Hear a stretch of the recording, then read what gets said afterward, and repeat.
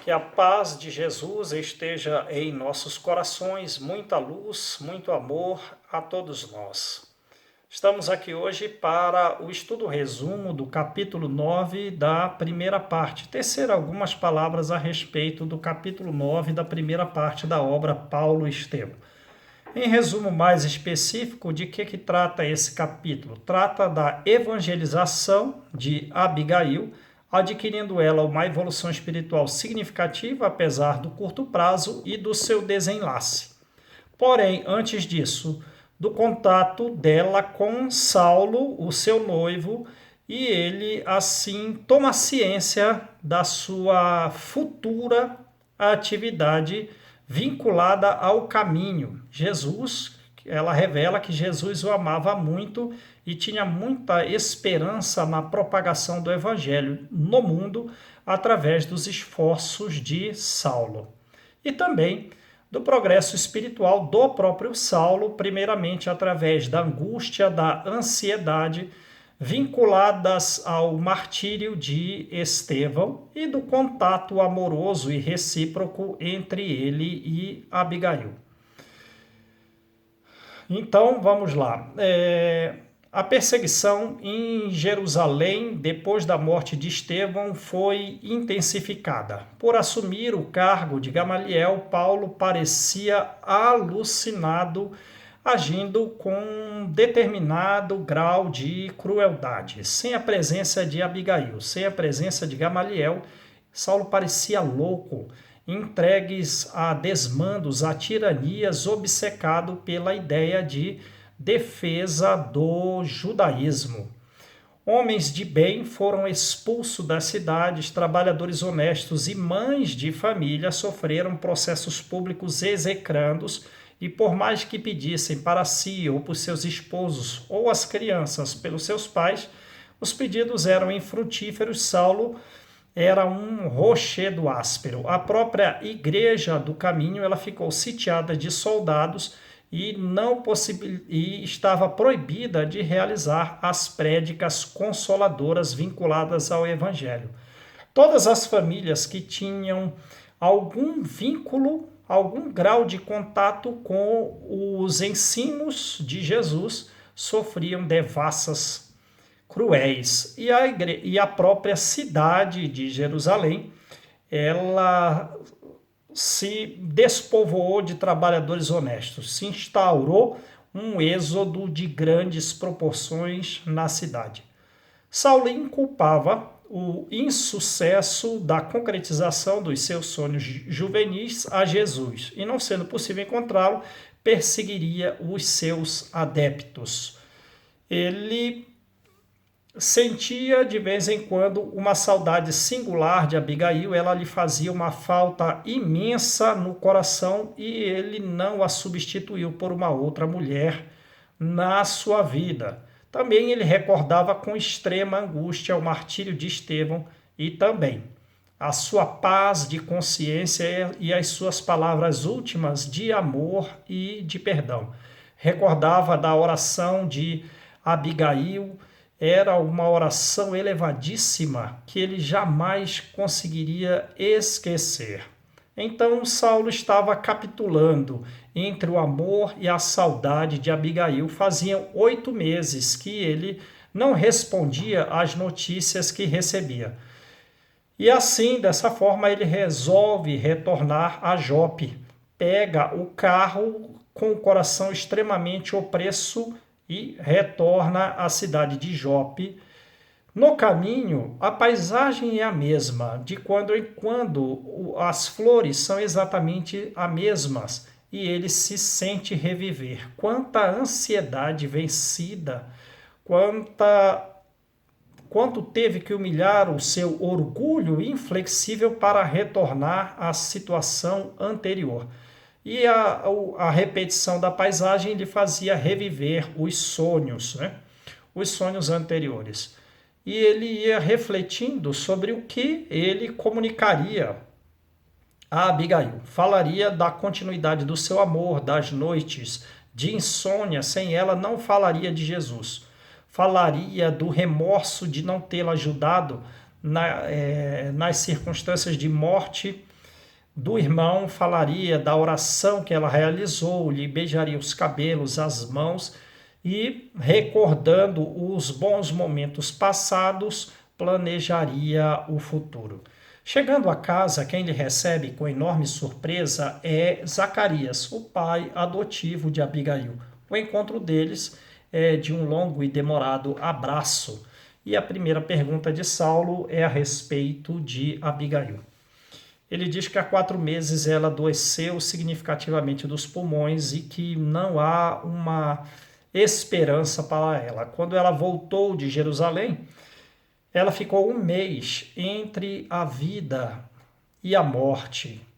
Que ela realmente, Abigail, não ficou muito mal, que ela passeava nos mesmos horários que eles faziam, ela e Saulo, entre os pessegueiros e as plantas, né?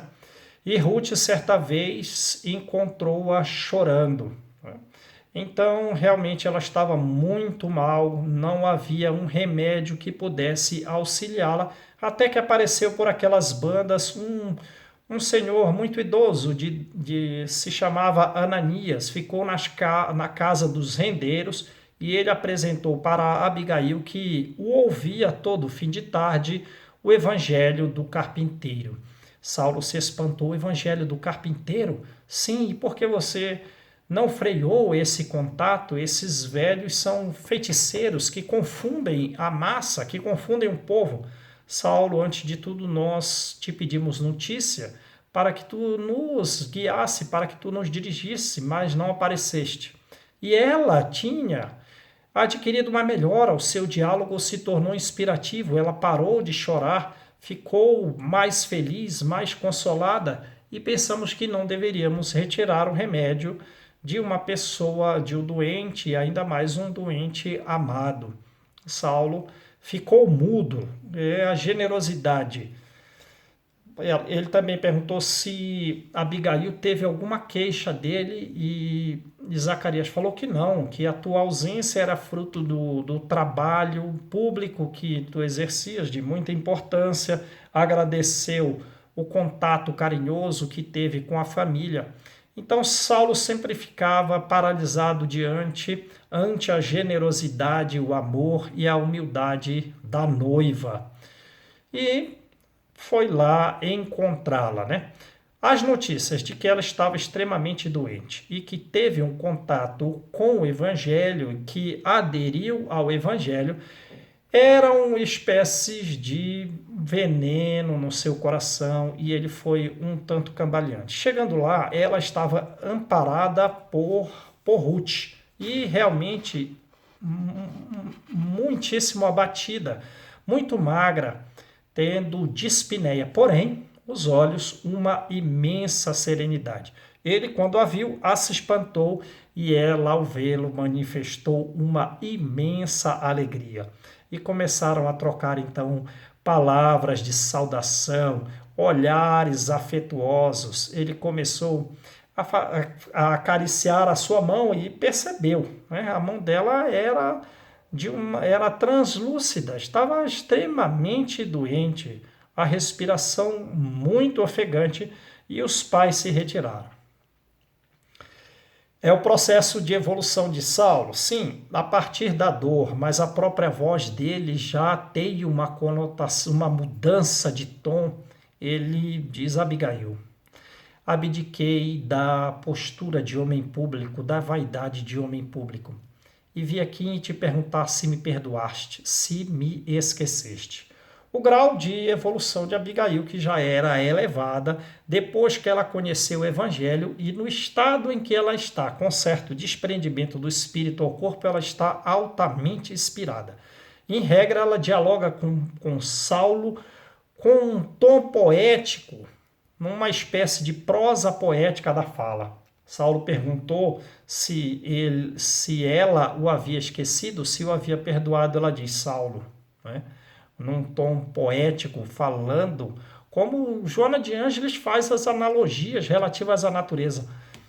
Saulo, a folha jamais esquece a chuva que lhe beneficia, mesmo quando a estiagem é prolongada. E pergunta se eu te esqueci, se eu te perdoei, como que alguém pode então perdoar a si mesmo? Eu voltei, Abigail. Eu voltei para te levar comigo, vamos constituir um lar. E ela diz: Saulo, Deus sabe o quanto eu quis ter filhos contigo, constituir efetivamente um lar para que fôssemos felizes. Em Corinto conheci mulheres que desdenharam o amor de seus esposos e de seus filhos para caírem em vida desregrada. Porém, para mim, vejam a inspiração dela, na união conjugal, Deus deve participar e o casal é responsável pelo seu progresso espiritual e também pelo progresso espiritual da prole. Saulo está extremamente impressionado com a largueza de conhecimento de Abigail, né? Aí ela diz poeticamente: nos mesmos horários em que fazíamos, voltei a caminhar entre os pessegueiros e eles pareciam dizer que tu não voltarias. À noite me aconselhou a te esquecer, né? Eu não podia pesar sobre os únicos amigos que possuía, Ruth e Zacarias, até que apareceu por aqui o senhor Ananias, me trazendo a conhecer o Evangelho. Conheci a história do Cristo, devorei o Evangelho, edifiquei-me nos seus exemplos. Aquelas palavras eram como gotas de fel no coração de Saulo, né? Nunca sentira uma dor moral tão aguda e um imenso remorso por tê-la abandonado. E ainda, né? Perguntava a si mesmo onde encontrara tamanha dureza no seu coração. E para piorar, agora o carpinteiro tinha tomado o seu lugar no coração da noiva amada, né? E passou a ter ciúmes do carpinteiro, né? Encontrando agora ela debilitada, desiludida, para o cumprimento dos sonhos juvenis, né? Não, Abigail, abandona essas ideias. Nós constituiremos um lar, seremos felizes. Abandona essas ideias do carpinteiro.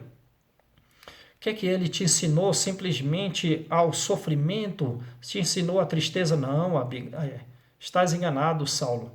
Essa situação que eu estou, não estou desiludido, apenas tenho ciência que realmente é o momento da morte, mas a morte não existe, eu vou te ajudar de onde eu estiver.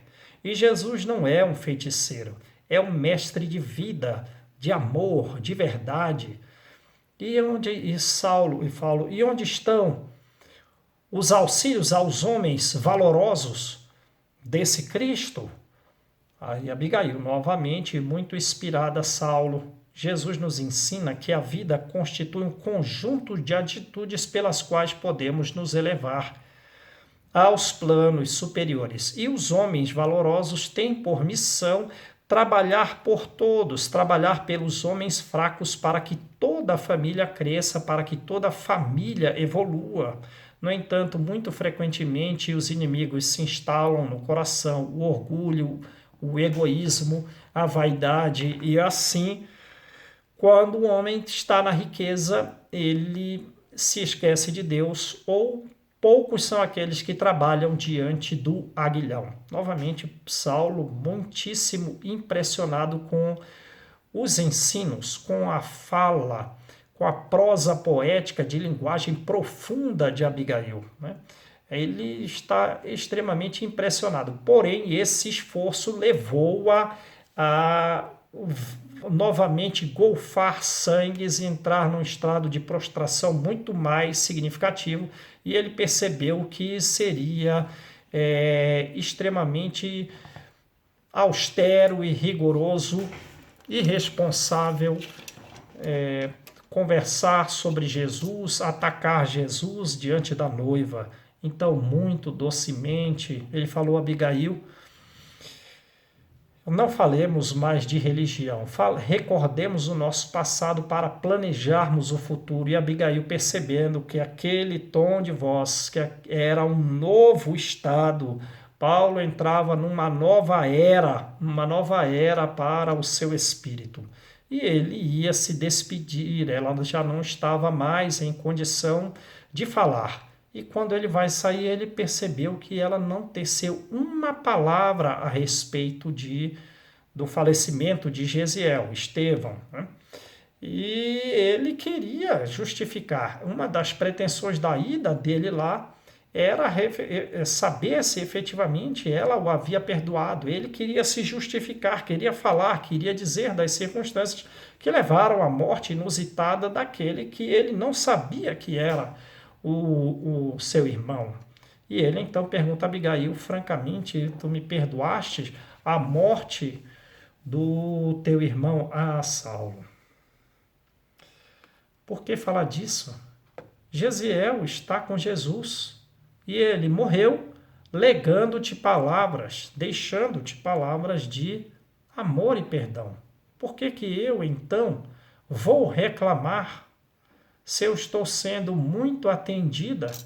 Há tempos eu tenho orado para que eu não falecesse sem antes te rever e te ouvir, e Deus atendeu as minhas preces. Saulo extremamente impressionado com esse contato. Para ele, quando ele a vê e ouve as suas primeiras palavras, ele sente uma comoção que vai até as entranhas, porque era a aquisição do discernimento para ele, para o retorno ao caminho reto. E agora, no final do diálogo, que lição ela não está lhe dando a respeito de humildade, de amor e de generosidade. Ele realmente saiu de lá nessas reflexões muito profundas. Duas forças antagônicas lutavam pelo domínio do coração de Saulo. De um lado, essa generosidade pelos exemplos, agora que Abigail lhe dava, teve outros exemplos também de Gamaliel, mas agora, nesse momento, pelas reflexões relativas de Abigail, ele estava num combate de duas forças antagônicas pelo domínio do seu coração. De um lado, a generosidade, do outro lado, a impulsividade. E ele segue nessas reflexões, percebendo que ele não sabia qual eram as causas das suas ansiedades, das suas angústias. Mas diz Joana de Ângeles, creio que é no livro Mensa de Amor, a ansiedade é uma forma de progresso. E das suas inquietações, como está literalmente no livro, ele não sabia as causas das suas inquietações, mas ele não tinha paz em lugar nenhum. Mas a gente simples do caminho se submetia a processos execrandos, eram todos encarcerados com enorme serenidade e sorriso, sofriam as mais cruéis perseguições com imenso louvor. Estevão lhe deu um exemplo de uma paz de consciência infinita, deixando para ele palavras de perdão e de paz. Abigail agora encontrava-se extremamente edificada, parecia profundamente inspirada, foi consolada, recebeu forças de Jesus, até parece que ela recebia e tinha comunicação de outros planos, de planos superiores. Então ele realmente seguia nessas reflexões profundas, nesse embate de forças pelo domínio do seu coração, até que, chegando em Jerusalém, ele despertou desse sonho. Se nós temos a parábola do bom samaritano, que nos ensina como o Haroldo nos ensina, que sair de Jerusalém e cair para Jericó é diminuir o nosso nível evolutivo, também sair de Jope, da casa de Abigail, para Saulo e ir para Jerusalém é perder as energias espirituais superiores, porque ele chega em Jerusalém e parece despertar de um sonho.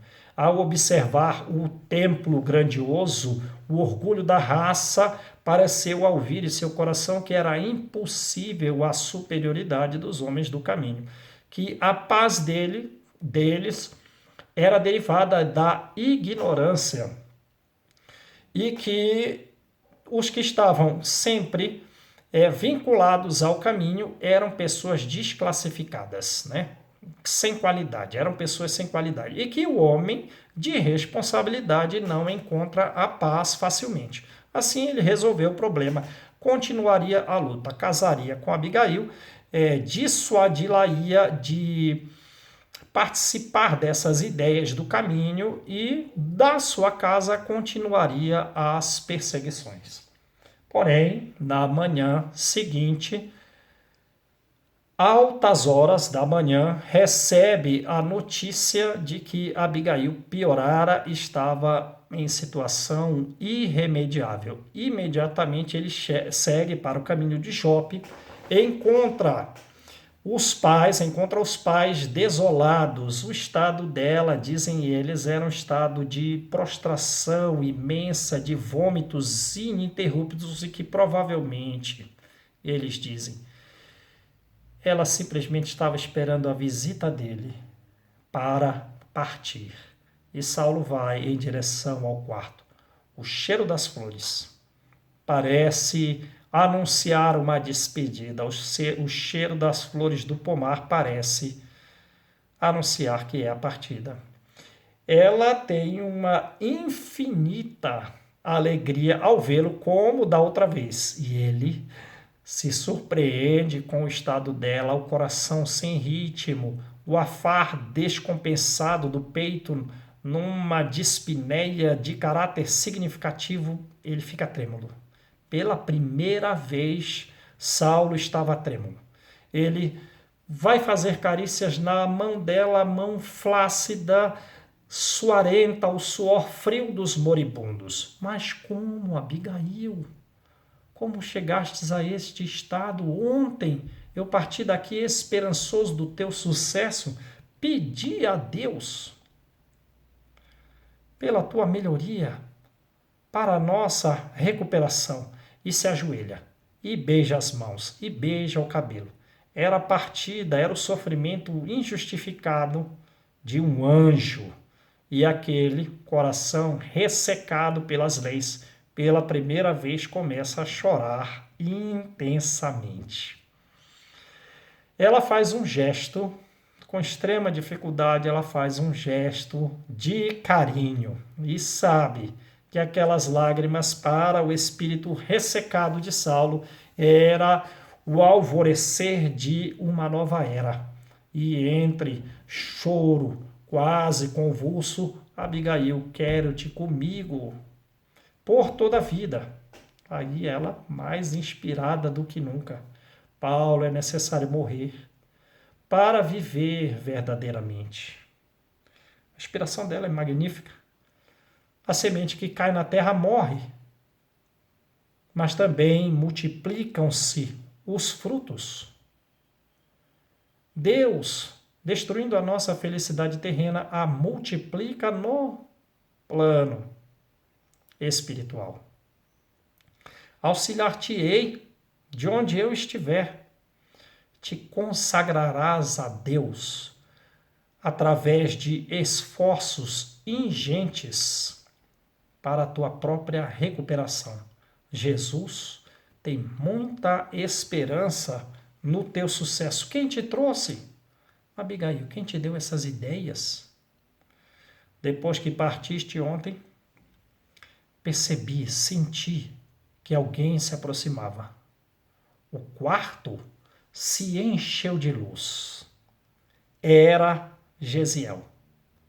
Ele veio dizer que Jesus te ama muito e tem esperanças no teu progresso, nos esforços para que tu leves o evangelho pelo mundo. Era uma revelação do futuro de Saulo, né?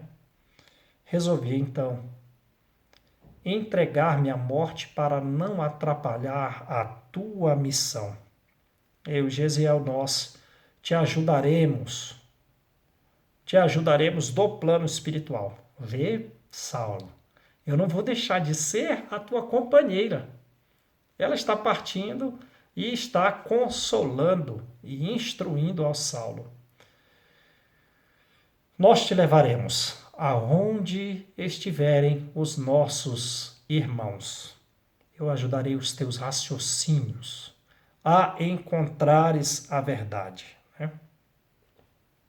Sei que ainda não aceitastes o Evangelho, mas Jesus tem meios. Mas Jesus tem meio de te conduzir à verdade. Pelo esforço imenso, a voz de Abigail